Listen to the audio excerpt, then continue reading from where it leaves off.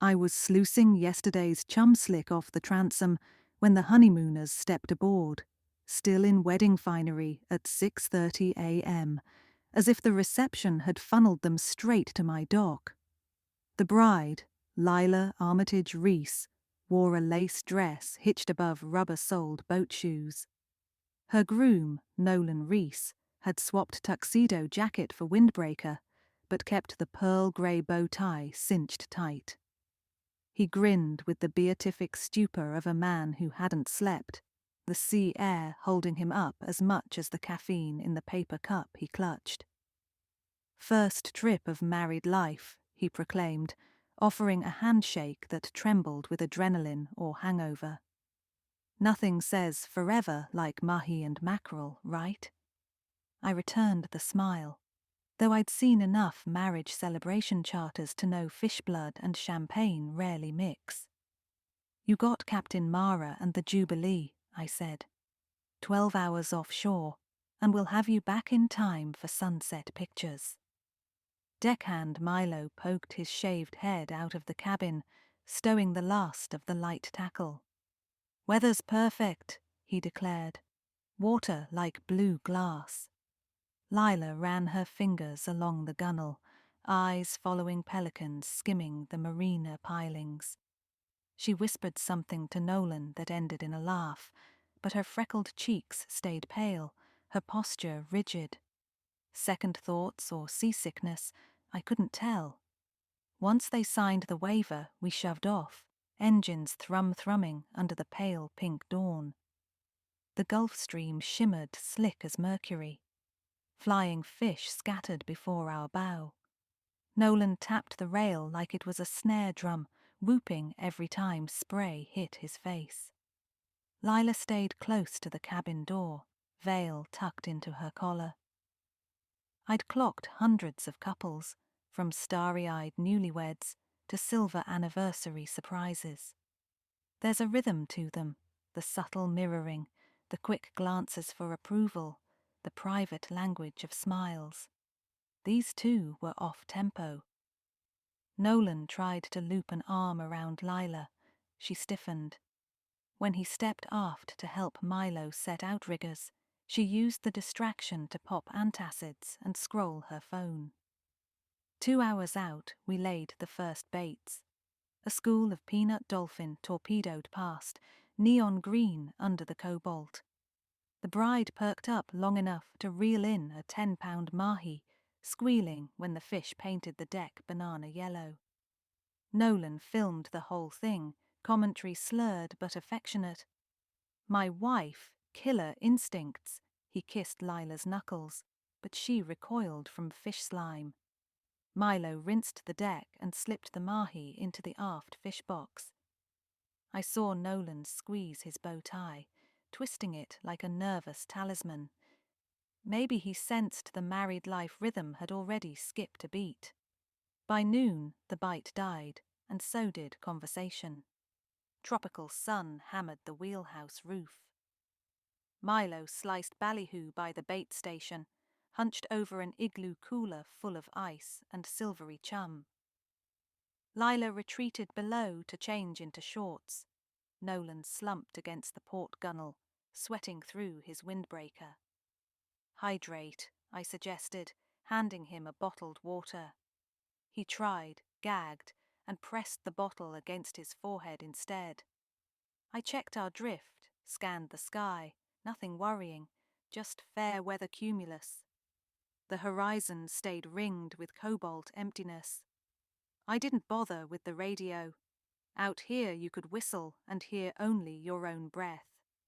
At 12:37 p.m., according to the digital log, Milo burst into the helm. "Cap," he said, voice reedy. "I can't find the Groom." I thought he was joking. Men vanish in the head or hide below to nap. But Milo's eyes were wine dark with alarm. I left the controls to idle and swept bow to stern. Cabin, empty, V-berth, vacant, head. Open door, silent. Only the steady diesels and creak of outriggers answered. I climbed to the flybridge, scanning the mile-wide gyre of sapphire water. No orange life vest, no thrashing arms. Nolan Rees had evaporated. Lila emerged on deck, hair damp from the cabin sink. "What's wrong?" she asked, then read our faces. "Where's Nolan?" Her voice cracked on his name.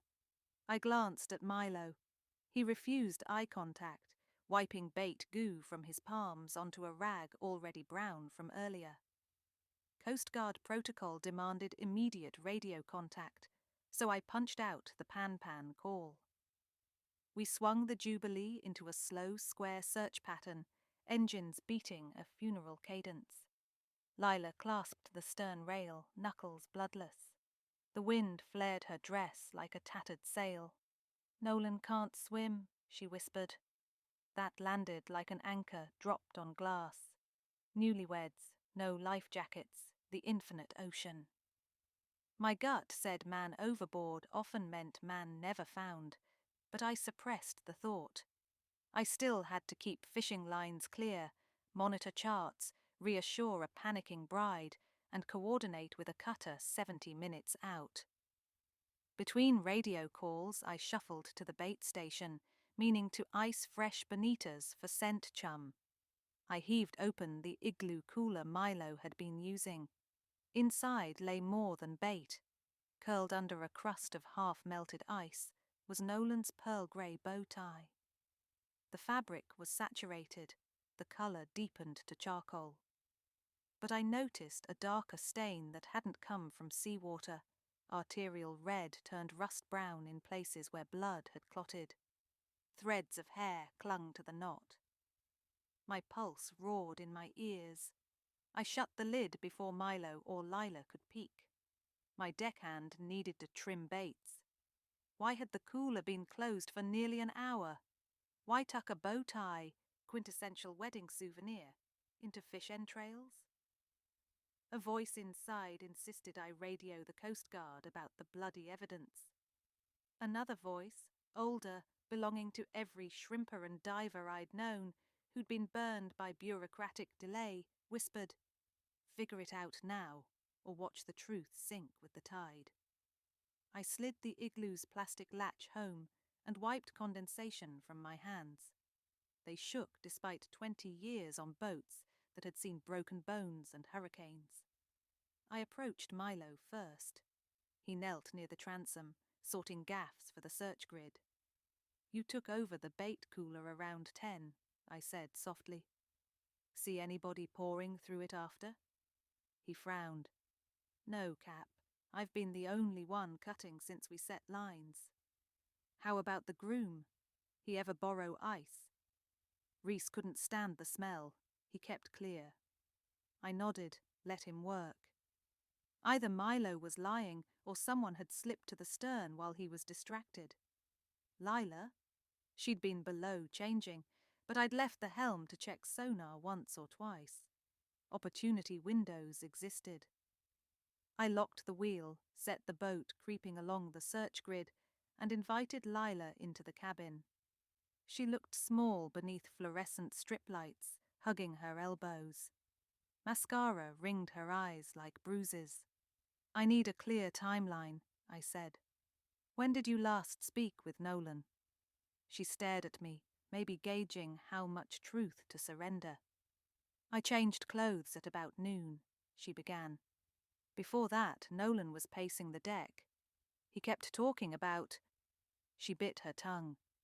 "About bills, my father. Random stuff. He gets anxious when he's hungover." "Did you argue?" A defensive flick of the eyes. "We bickered. Nothing serious. He said he was going to ask you about shortening the trip. I went below, washed my face. That's all." "Did you hear anything? A splash?" "Music from your speakers," she said. "Nothing else." I let silence stretch. She examined her palms. Thin red score marks striped the left one, as though she'd gripped something sharp. A hook? A gaff? Or maybe a struggling husband? A knell of anger welled up. Whoever had tossed Nolan might still be on my boat, trying to pass the crime off as an accident. And the sea made a perfect laundromat for evidence. I excused myself to double-check the helm cam I'd mounted months earlier to collect action footage for promotional videos. The GoPro was stuck under the outriggers and pointed aft. Its SD card, if intact, might answer questions. I yanked it free and ducked into the tiny electronics closet. The footage showed Milo at the bait table most of the morning, his every move mundane. At 12:04, the lens watched Lila emerge from the cabin. She walked to the stern rail and stared at the wake. A minute later, Nolan approached behind her. Their silhouettes merged. She turned swiftly, mouth moving, hands gesturing animatedly. He reached for her shoulder. She shoved his arm hard enough that he staggered against the live well. Then the horizon rose and fell in a blur. Milo had bumped the camera while setting a line, obscuring the next 30 seconds. When view cleared again, only Lila remained. She adjusted her hair, glanced fore and aft, then descended into the cabin. I rewound. The timeline lined up too neatly. And still, no proof Nolan went overboard, only that Lila's and his last conversation looked heated. One more piece, a bloody bow tie, tiptoed in my memory. I slipped the SD card into my pocket, returned to the deck, and asked Milo to hold the helm for 3 minutes. Down in the galley, I lifted the floor hatch accessing bilge lockers, stashed the blood-soaked bow tie in a dry compartment, then resecured the hatch. If the killer came looking, they'd notice the cooler empty. I wanted them nervous. The Coast Guard cutter Marlin arrived at 1:49 p.m., its fiberglass bow slicing the chop. 2 rescue swimmers boarded, along with a petty officer carrying paperwork, and the practiced neutrality of someone who's seen body counts start with 1 and end with none found. They took statements. I produced the GoPro footage, but kept mum about the bow tie for the moment, citing the need to collect all physical evidence together. That earned a raised eyebrow. Search grids widened. A Jayhawk helicopter thudded overhead, whipping spray. The empty horizon answered with eternal blue silence. By 4 o'clock, the Marlin's commander recommended suspending active search until first light. Lila dissolved into tears. Milo hovered uncertainly. The cutter shadowed us back toward shore, officials promising divers at dawn. 3 hours of diesel drone left my thoughts bruised. Murder or misadventure? The bloody bow tie said murder, but motives needed meat. Money, usually. I dug through the little intel I'd gleaned during hull-up chatter earlier. Lila's father owned Armitage Real Holdings, Palm Beach behemoth. Nolan, a software salesman with more charm than portfolio. I pictured him twisting that bow tie, sweating about bills as the bride had muttered.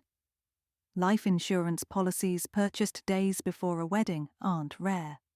They are police catnip nonetheless. We docked just after dark. The pier lights cast sodium halos over the deck, turning ice pellets in the bait cooler gold.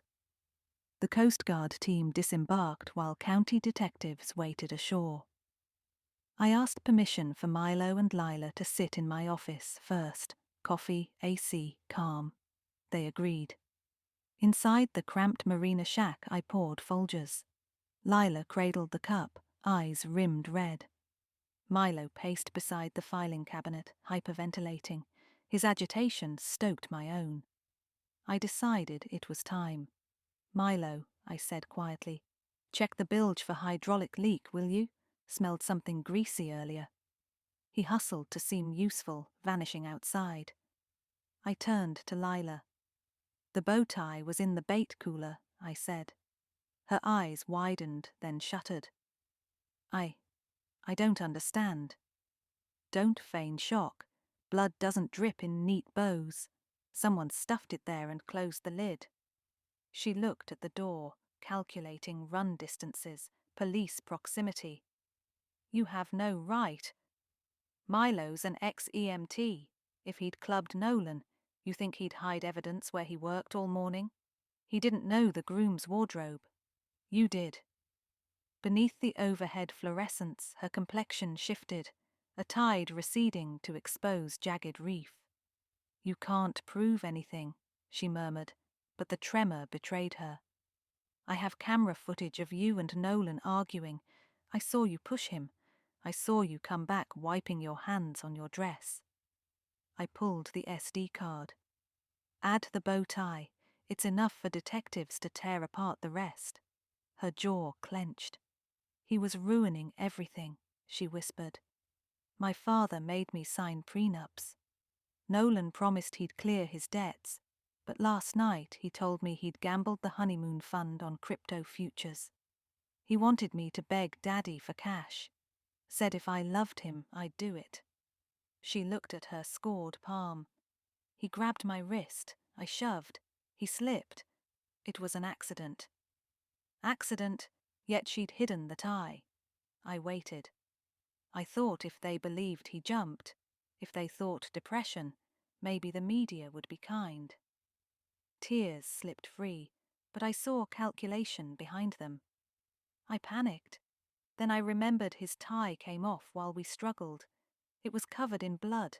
He'd split his lip. I stuffed it in the cooler so Milo wouldn't see. The story had holes big enough for a marlin to swim through.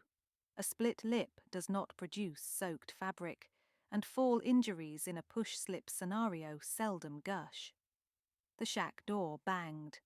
Milo re-entered, detectives shadowing him. Lila's confession froze in her throat, but her eyes broadcast fear. I nodded toward the cops. Captain found new evidence, Milo said to them on cue, and witness statements. We escorted Lila outside. Under the pier lights, she looked frail, but my sympathy pocket was empty.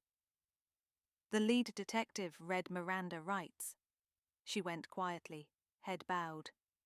An evidence tech followed me back to the Jubilee to retrieve the bow tie from the bilge. It was after midnight when Milo and I finally hosed the deck, bleaching away the day's stink. He glanced at me over the gunwale. You always trust instincts that hard. Instinct plus artifacts, I said. Ocean tries to erase footprints. Gotta keep one step ahead. He hesitated. You think she meant to kill him? I replayed Nolan's nervous grin, the tremor in his handshake, the shove on camera. I think two broken people met the sea, and the sea isn't merciful. Wind rustled the halyards. Somewhere beyond the breakwater, cobalt darkness hid a body that might never surface. A pelican drifted across the harbour lights, silhouette sharp and silent. Trip tomorrow still on? Milo asked. Charter wants tarpon at dawn, I said. Life goes on. We parted, each carrying the day's weight in different pockets. I stayed on deck another hour, listening to dock lines creak, letting my eyes adjust to night water. I imagined Nolan's bow tie floating free, pale ribbon unknotted, dancing with sardines under moonlight. One more secret swirling in the tide, forever just beneath the surface.